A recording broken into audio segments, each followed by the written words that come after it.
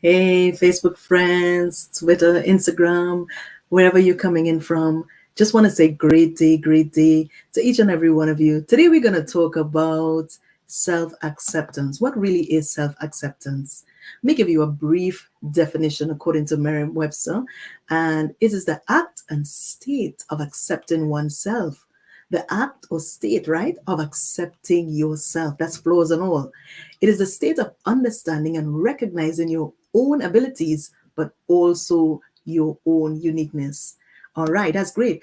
I am a coach, author, entrepreneur for over 21 years, and also an apostle who works in the ministry space. And my greatest passion is to see people live on purpose, realize the reason for you were born, and live out that purpose. It is the most important thing at the end of our lives, that the reason we exist, we realize it, we understand it.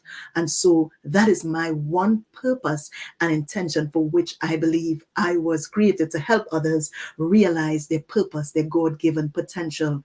One of the roadblocks in realizing what God has called you to do, it can often be not accepting ourselves, that feeling of unworthiness, feeling that you're not good enough. And trust me, yours truly would have walked that path for many years, which kept me back. You know that there are things on the inside, that business, that book, that solution, the capacity, whether it is to train, counsel, create art. You know that there's something great on the inside, but we keep allowing that whole feeling of unworthiness. I'm not good enough. You know something? Coming to realize that there's no need for comparison, right? We don't compete, we complete. And if each person stay unique in terms of what God has created them to do and do just that, we complete the picture called life, the picture of the puzzle, where each person put a part, that part that is unique to them. And so that is why we want to talk about self-acceptance. I want to share with you some thoughts that I found really interesting.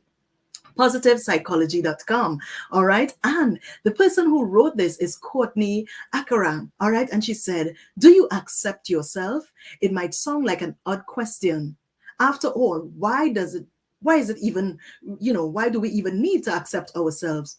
Don't we all accept ourselves as a regular part of living our everyday lives?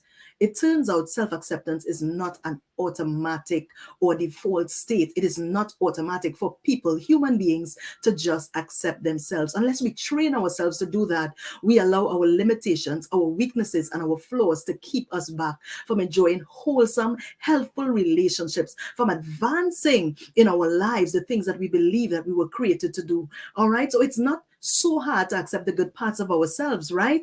Because who doesn't like a beautiful smile? Who doesn't like a person who is warm? But the parts of ourselves, maybe we are really procrastinators, maybe we overthink, or whatever that negative thing is, we should not, as human beings, as people, and more so people who are people of faith, we should not allow things like our flaws and our failures to keep us from accepting ourselves. What do? We work on our weaknesses and we focus on our strengths. That is the absolute way I can tell you. I've lived it and proven it, that we can rise up with confidence and clarity and go forward in the things that God has placed in our heart to do. So she said, we must learn to accept ourselves, the good and the bad, and get some practical suggestions, find practical ways, to work on our weaknesses. So if you know you're a person who procrastinates, you take long to put in a paper to do something, and then you're going to be under stress.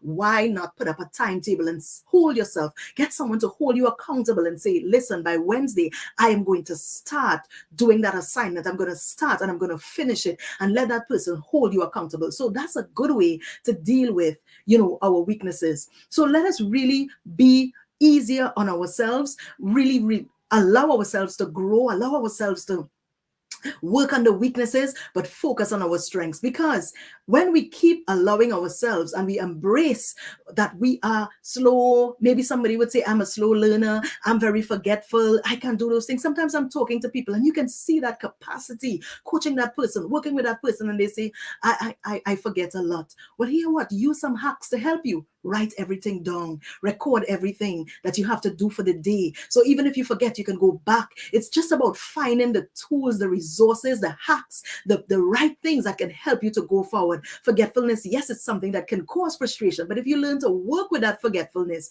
you can always accept yourself, accept your flaws, and be able to go forward and achieve what you want to do. So we don't want to major on the minors, right? We want to go forward. We want to birth the things that God has put in our heart. We want to really do things that will make a difference. Yours truly would have studied 100 plus world leaders, game changers who have changed the world. And people, I can tell you, you and I can make a difference with our goal, our dream, our vision. Just start small, accept who you are, don't compare, don't compete, be you, be true to who you are, and do it the best you can. All right. So I want to invite those of you who would like to be a part to join us on the 4th of February. We're going to run for 4 weeks and really work on overcoming procrastination and becoming more productive. In order for us to achieve our goals, we got to show up strong. We got to be consistent. Love you. God bless you. And cheers on fulfilling your purpose this year, 2022.